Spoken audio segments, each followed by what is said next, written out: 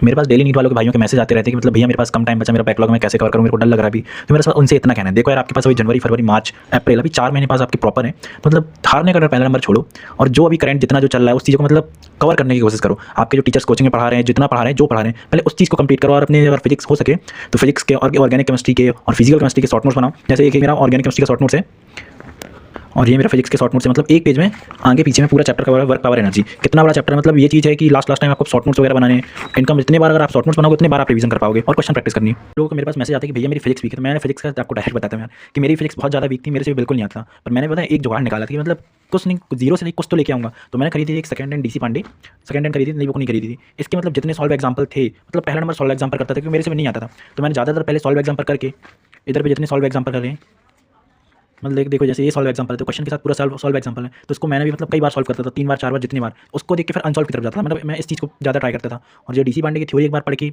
आपको जो और आपके ऊपर डिपेंड करता है आपका जो कोचिंग वाला शेड्यूल है, उसको ये वीकली मतलब जिनका फिजिक्स बिल्कुल ही खत्म है, तो आप ऐसा काम कर सकते हो कि जो आपने जो कोचिंग में थ्योरी पढ़ी है उसके बाद आप सॉल्व एग्जाम्पल लगा सकते हो। उसके बाद फिर ये क्वेश्चन रहते हैं चेक पॉइंट डीसी पांडे में, ये सारे क्वेश्चन करके मतलब उसी के सिमिलर क्वेश्चन आते हैं। तो कम से कम आप इसका थोड़ा थोड़ा बिल्डअप करेगा। जो आपके भी फिजिक्स में मान लो नंबर आते हैं 180 out of 30 number, 40 number, 20 number ऐसे आते हैं, मेरे भी आते थे। तो उसको आपको हमसे मिनिमम अगर आपने सॉल्व एग्जाम कर लिया और उस टाइप में मतलब अगर पेपर में क्वेश्चन आ रहे हैं तो आप मिनिमम कम से कम 100 तक तो पहुंच सकते हो ना अभी। और अगर आप अभी 100 तक पहुंच सकते हो फिर जैसे पेपर आते आते आपका थ्योरी बिल्ड करो, फॉर्मुला मतलब मल्टीपल टाइम पढ़ो, तो आपका कम से कम आराम से 150 तक पहुंच जाएगा स्कोर। और जितना क्वेश्चन प्रैक्टिस करोगे आपकी कोचिंग में मिल रहा है।